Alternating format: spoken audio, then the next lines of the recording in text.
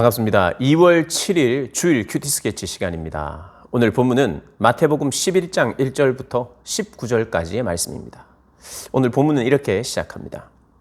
예수께서 12 제자에게 명하시기를 마치시고 이에 그들의 여러 동네에서 가르치시며 전도하시려고 거기를 떠나 가시니라. 요한이 옥에서 그리스도께서 하신 일을 듣고 제자들을 보내어 예수께 여짜오되 오실 그이가 당신이오니까 우리가 다른 일을 기다리오리이까. 오늘 본문은 세례 요한에 대한 세례 요한의 질문에 대해서 우리 예수님께서 답하시는 내용입니다. 세례 요한에게 질문이 생겼습니다. 세례 요한이 지금 감옥에 갇혀 있어요. 그래서 세례 요한이 제자들에게, 자기의 제자들에게 예수님께 가서 좀 여쭈어보라. 당신이 오실 메시아가 맞습니까? 세례 요한은 참 예수님이 세상 죄를 지고 가는 어린 양이심을 보았어요. 알았어요. 그리고 그에게 세례도 줬어요.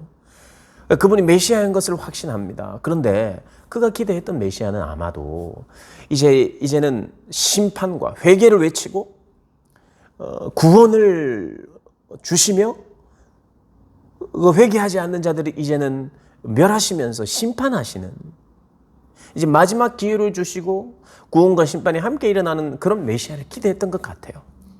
그러나 아직 때가 아니었어요. 예수님. 지금도 완전한 심판의 때가 아니에요. 우리 주님께서 아직까지 기회를 주고 계시는 때입니다. 근데 세례 요한이 악인이 여전히 득세하고 있고 악인이 심판받지 않고 있고 본인도 감옥에 갇혀 있고 이런 상황을 보면서 과연 구원과 심판을 행하실 메시아가 맞습니까? 라는 질문을 하는 것이에요. 그래서 예수님께서 말씀하십니다. 맹인이 보며 못 걷는 사람이 걸으며 나병 환자가 깨끗함을 받으며 못 듣는 자가 들으며 죽은 자가 살아나며 가난한 자에게 복음이 전파된다 하라. 복음이 전파된다. 지금 이런 일들이 일어나고 있다. 이것은 바로 메시아가 할 수 있는 일입니다. 메시아 맞다 이 말입니다. 내가 메시아인 것을 알고 믿는 사람은 나로 말미암아 실족하지 않는 사람 복이 있다 이렇게 이야기해요. 지금 세례 요한이 의문이 들고 실족할 뻔하고 있는 거예요. 그러나 내가 메시아인 줄 알고 나로 말미암아 실족하지 않는 자는 복이 있다고 말합니다. 그리고 요한의 제자들은 갑니다. 요한의 제자들이 돌아가고 나서 예수님께서 함께 모여있는 무리들에게 가르치십니다. 하나님 나라에 대해서. 세례 요한이 지금 이제까지 말했던 하나님의 나라에 대해서 오늘 설명하고 있어요. 오늘은 큐티 스케치 시간을 통해서 이 7절부터 이제 8절부터 한 절씩 읽으면서 해석하는 걸로 오늘은 큐티 스케치를 대신하겠습니다. 오늘 이 본문이 조금 어려워요. 그리고 우리가 그냥 읽으면 무슨 말인지 잘 모를 수도 있어요. 그래서 한 절씩 해석을 해드리겠습니다. 예수님께서 사람들에게 묻습니다. 너희들 요한에 대하여 말씀을 하시는데 7절에 이렇게 이야기합니다. 너희가 무엇을 보려고 광야에 나갔느냐? 너희들 광야에 나갔지? 무엇 때문에 나갔니? 바람에 흔들리는 갈대를 보러 갔니? 갈대가 흔들리고 있어요, 광야에. 그러니까 언뜻 보면 이 의미가 그냥 놀러 나갔니? 산보 나갔니? 광야에? 아니잖아. 그러면 너희가 무엇을 보려고 나갔니? 부드러운 옷 입은 사람이니? 부드러운 옷 입은 사람을 보러 갔니? 지금 세례 요한은 어떤 옷을 입었냐? 부드러운 옷을 입지 않았어요. 낙타 털옷을 입고 거친 옷을 입었어요. 지금 이미 거칠어요. 그분의 나라를 하기 시작하는 세례 요한조차도 이 거친, 이렇게 부드러운 옷을 입고 있지 않아요. 부드럽고 편하게 살지 않아요. 부드러운 옷을 입은 사람은 왕궁에 있지 않느냐 이야기를 합니다. 그러니까 7절, 8절을 이렇게 조합해보면 이런 내용이에요. 갈대 보러 놀러 나갔니? 이 말도 생각할 수 있는데 갈대는 그 시대에 그 헤롯 왕, 이 주하에 갈대의 모양이 들어가 있대요. 그러니까 이 갈대를 보러 갔다. 돈 동전에 헤롯 왕을 상징하는 거예요. 그 갈대가. 그러니까 너희가 갈대를 보러 갔니? 이 말이 뭐예요? 세상 나라를 대표하는 헤롯 왕을 보러 갔느냐 이 말이에요. 부드러운 옷을 입은 헤롯 왕. 갈대가 이 새겨져 있는 그 나라의 그 왕이 함께하는 그 상징적인 그 왕을 보러 갔니? 왕은 왕궁에 있잖아. 너희들은 거친 옷을 입고 하나님의 나라에 대해서 설명하는 세례 요한, 그 세례 요한을 보러 갔지 않느냐. 선지자를 보기 위함에 너희들이 갔지 않느냐. 그러면서 10절에 보라, 내가 내 사자를 나의 앞에, 네 앞에 보내노니 그가 네 길을 네 앞에서 준비하리라. 이 사람은, 이 요한은 나의 길, 나의 나라를 준비한 사람이야. 그래서 이 사람은 진짜 큰 사람이야. 11절에 여자가 낳은 자 중에 세례 요한보다 큰 이가 일어남이 없도다. 정말 이제까지 그 통틀어서 가장 큰 자다. 그러나 천국에서는 극히 작은 자라도 그보다 크니라. 그러나 천국은, 하나님의 나라는 누가 되었든지 이보다 더 존귀하다 이 말입니다. 그러면서 지금 무슨 말을 하느냐? 세례 요한의 선지자 사역을 인정하는 것입니다. 세례 요한이 비록 의구심이 들어서 의문이 생겨서 질문하면서 정말 맞습니까? 물어오는 세례 요한을 꾸짖거나 그들의 믿음이 없다고 말하지 않고, 이것은 믿음이 없다고 볼 수가 없어요. 이것은 하나님께서 아직 예수님께서 열어주지 않은 영역이에요. 지금 열어주고 계시는 거예요. 백성들에게, 그리고 세례 요한에게 하나님의 나라에 대해서. 거친 나라다. 이걸 먼저 말하는 거예요. 선지자들이 핍박을 당하는 것처럼 핍박을 당하는 나라다. 이렇게 설명을 해 나가고 있어요. 그리고 12절에 이런 이야기를 합니다. 세례 요한의 때부터 지금까지 천국은 침노를 당하나니 침노하는 자는 빼앗느니라. 천국은 내가 침노해서 내가 적극적으로 천국을 향하여 내가 나아가면 나는 구원을 받고 천국을 내가 소유할 수 있다. 이렇게 해석하면 안 됩니다. 천국은 내가 믿습니다 하고 가는 것이 아니에요. 주님이 하신 그 모든 일 때문에 내가 가게 되는 나라예요. 근데 자칫하면 그렇게 해석할 수 있습니다. 그런 해석을 또 듣기도 했을 거예요. 저도 그런 해석을 듣기도 했습니다. 그 해석이 완전히 틀린 것은 아니에요. 결과적으로 믿고 믿음으로 나아가는, 담대하게 나아가는 자가 천국을 소유한다는 것이 틀린 말은 아닌데, 오늘 이 본문의 이야기는 앞뒤 문맥을 통해서 우리가 보게 되면 세례 요한 때부터 지금까지 하나님의 나라, 내가 가지고 온 하나님의 나라는 핍박을 당한다는 거예요. 침노를 당하고, 그 침노하면 빼앗기는 것 같은 그런 모양이라는 거예요. 마치 누구처럼? 세례 요한이 지금 겪고 있는 것처럼. 세례 요한이 하나님의 나라를 선포하고 있어요. 그런데 지금 감옥에 갇혀 있어요. 하나님을 믿고 예수님을 믿는 자들에게 핍박이 있어요. 아직. 그게 하나님의 나라의 한 성격이라는 거예요. 그걸 지금 이야기하고, 침노를 당한다. 하나님의 나라는 누군가가 지금 빼앗으려고, 헤롯 같은 사람이 이렇게 빼앗으려고 막 하면 거기에 모든 방어망을 쳐서 얼씬도 못하게 하거나 겁을 팍 주는 그런 나라가 아니라 빼앗기는 것 같은 나라다. 빼앗기간다.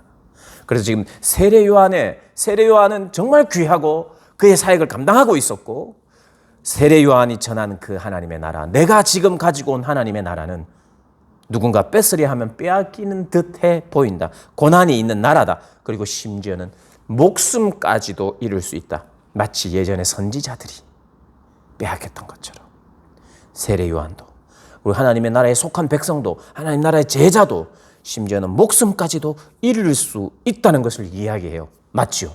하나님의 나라는 그럽니다. 완성을 향해 가지만 그리스도가 피를 흘렸던 것처럼 그의 제자들이, 사역자들이 피를 흘리며 낮아지며 섬기며 죽음으로 세워진 곳이 바로 교회입니다. 이것은 계속되고 있어요. 그래서 이 12절의 본문은 그런 의미입니다. 그리고 천국이 우리의 것이냐? 맞지요. 천국은 여전히 우리의 것이, 궁극적으로는 승리합니다. 13절, 모든 선지자와 율법이 예언한 것은 요한까지니 만일 너희가 즐겨 받을진대 오리라 한 엘리야가 곧 이 사람이라. 이 사람이 바로 오리라 한 선지자 엘리야라는 말입니다. 주의 길을 예비하는 하나님의 큰 선지자라는 겁니다. 귀 있는 자는 들으라. 이렇게 이야기하면서 16절을 또 이렇게 이야기합니다. 비유를 합니다. 이 세대를 무엇으로 비유할까? 비유하건대 아이들이 장터에 앉아 제 동물을 불러 이르되 우리가 너희를 향하여 피리를 불어도 너희가 춤추지 않고 우리가 슬피 울어도 너희가 가슴을 치지 아니하였다 함과 같도다. 자, 이 비유를 듭니다. 아무리 피리를 불어도 기뻐해야 될 때 기뻐하지 않고 춤추지 않고 슬퍼해야 될 때 슬퍼하지 않는 이런 몸이 건조하고 아무 반응이 없는 거, 이걸 말하는 게 맞아요. 그런데 그 해석을 정확하게 하자면 이렇습니다. 아이들이 장터에 앉아서 동무들과 놀이를 합니다. 그래서 아이들이 피리를 불어요. 피리를 분다는 것은 이 피리의 장단을 맞춰서 막 춤추고 놀자, 이런 놀자 게임이에요. 놀자. 자, 내가 피리를 불어 하는데 춤추지 않아요. 왜 춤 안 추지? 하고 아이들이 불만을 가지고 있어요. 또 지금 이제 애곡하는 게임 합니다. 슬프다 슬프다 울어요. 그런데 다른 사람이 울어야 되는데 거기에도 반응하지 않고 있어요. 그러니까 지금 애곡 놀이 하는데도 반응하지 않고, 오히려 춤추자 그러는데도 춤추지 않고. 이게 무슨 말이냐 하면 이 어린 아이들의 불만은 세상 사람들이 가진 불만이라는 거예요. 메시아를 이렇게 기대하고 있는데 메시아는 우리의 요구에 따라 반응하지 않는다는 거예요. 마치 이렇게 아이들이 피리를 불 때는 좀 춤을 춰주면 좋잖아요.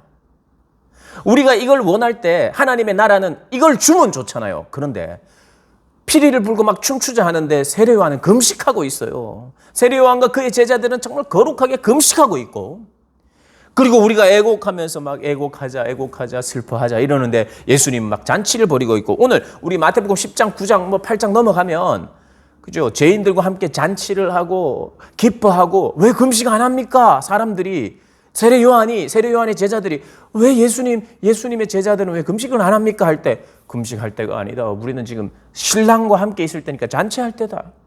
내가 원하는 대로 반응하지 않는 나라 같다는 거예요. 세상의 불만, 믿는 자들의 불만이 뭐냐 하면 내가 피리 불 때는 좀 춤춰주고 내가 울 때는 좀 울어주고, 이렇게 해야 손발이 맞고 이게 짝짝꿍이 맞는데 하나님 나라는 짝짝꿍이 안 맞는 것 같아요. 내가 원하는 반대의 길에 서 있는 것 같아요. 지금 그 이야기를 하고 있습니다. 그러니까 18절에 이런 이야기를 해요. 요한이 와서 먹지도 않고 마시지도 아니하며 그들이 말하기를 귀신이 들렸다. 저 사람들 먹지도 않고 마시지도 않고 있으니 요한과 요한의 제자들을 향하여 귀신 들렸다 그러고, 19절에 인자는 와서, 예수님은 와서 먹고 마시며 말하기를 탐하고 포도주를 즐기는 사람이라 세리와 죄인이 친구로도 하니 지혜는 그 행한 일로 인하여 옳다함을 얻느니라. 무슨 말이냐?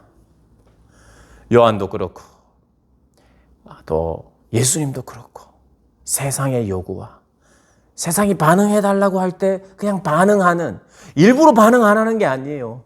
세상과 항상 일부러 반대로 가는 게, 예수님은 항상 반대말을 하시는 분이 아니라 하나님 나라의 성격이라는 거예요.